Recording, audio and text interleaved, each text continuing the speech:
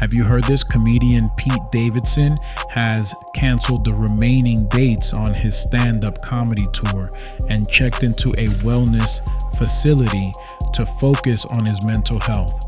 I've been self-harming since I was like a kid. I used to like cut, and up until like a year ago, I used to cut and used to bang my head against walls, because like if I couldn't deal with something, like if someone told me something sad or like something that I couldn't deal with, I would like bang my head against the wall hoping I would pass out, because I just didn't want to be in that situation because I couldn't handle that. Pete Davidson is reportedly taking a step out of the spotlight to prioritize his health. According to People magazine, the comedian has checked into a wellness facility for his mental health. A source told the outlet that mental health has, quote, always been a priority for Pete, adding that he's also been focused on his sobriety, and that his loved ones are happy that he's kept taking care of himself. The report comes as Pete has been on the road on his prehab stand-up comedy tour this summer. Multiple venues in Florida, New Jersey, and Pennsylvania announced this week that his upcoming tour stops have been canceled due to scheduling conflicts.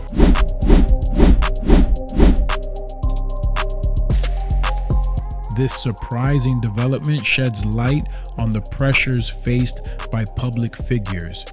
Let's dive into all the details and what this means for Davidson's career and personal life. Pete has long been open about his sobriety journey and his mental health, including his experiences navigating borderline personality disorder and post-traumatic stress disorder. He last sought treatment in June of 2023. Page 6 reported at the time that Pete was receiving inpatient therapy to address issues related to his BPD and PTSD. Pete Davidson, known for his rise to fame on Saturday Night Live and roles in movies like The King of Staten Island, has reportedly canceled the rest of his comedy tour. He still had several shows scheduled across New York, Pennsylvania, Florida, and Texas.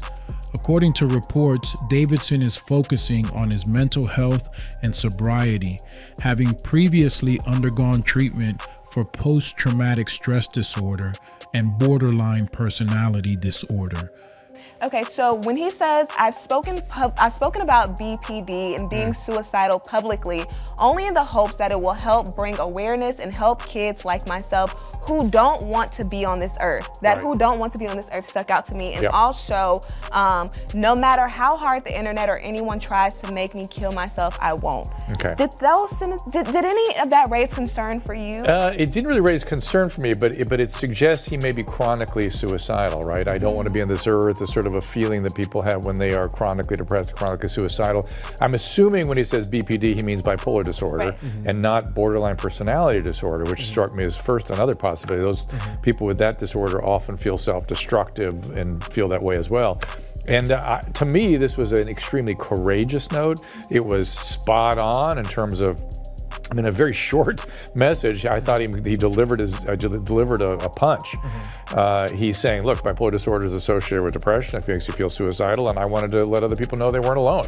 God bless him for doing that. Davidson gained popularity during his time on Saturday Night Live from 2014 to 2022 and has appeared in various TV shows and films. He co-wrote The King of Staten Island with Judd Apatow and created and starred in the Netflix series Bupkis. Despite his professional success, Davidson has been open about his struggles with mental health and substance abuse.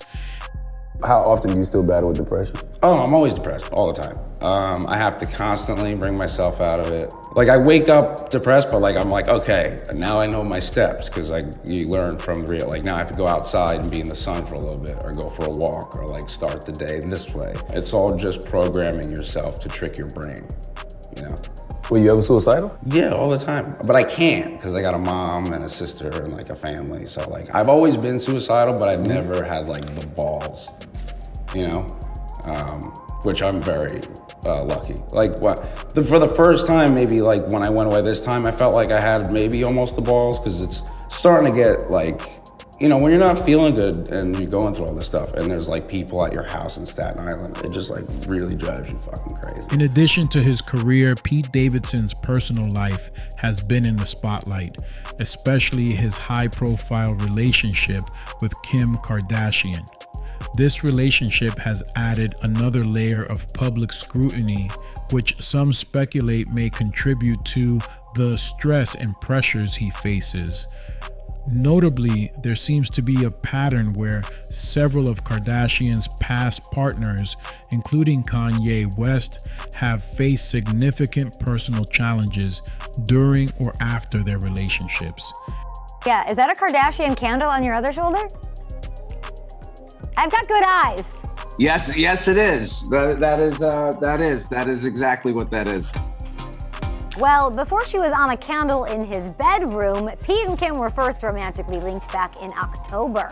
Since then, paparazzi has spotted them several times together. You're so famous right now. Is it as fun as people think it is? Well, I don't really have Instagram. I don't have Instagram or Twitter or any of that stuff. So like most of my daily life is like getting into cars and showing up to a set. Or I just like, if I'm off, I just either hang with my friends or chill with my girlfriend inside. You heard right. He said girlfriend, everybody. For the first time, Pete officially confirming he and Kim are a couple. But despite dating one of the most famous women in the world, Pete still feels he's unaffected by fame. Davidson's decision to prioritize his mental health has sparked conversations about the importance of self-care and the pressures faced by celebrities. His transparency about his struggles resonates with fans and highlights the need for greater awareness and support for mental health issues. Some of you may know I was recently diagnosed with borderline personality disorder, a form of depression, and depression affects more than like 16 million people in this country, and there's no like cure per se, but for anyone dealing with it, there are treatments that can help. First of all, if you think you're depressed, see a doctor and talk to them about medication, and also be healthy. Eating right and exercise can make a huge difference.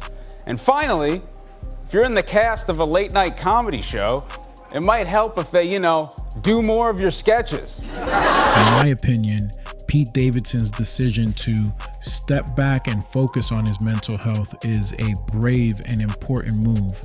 It reminds us that mental health should be a priority, no matter how successful someone may appear.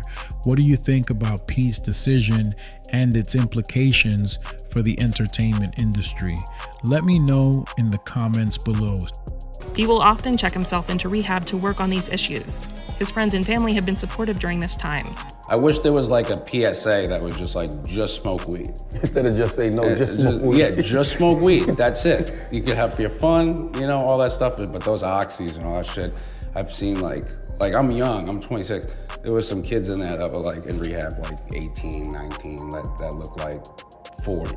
That's, I think, where it comes from, and that's why I have a hard time trusting and believing people, and it's been an issue throughout my whole life. So, what are your thoughts on Pete Davidson canceling his tour to focus on mental health?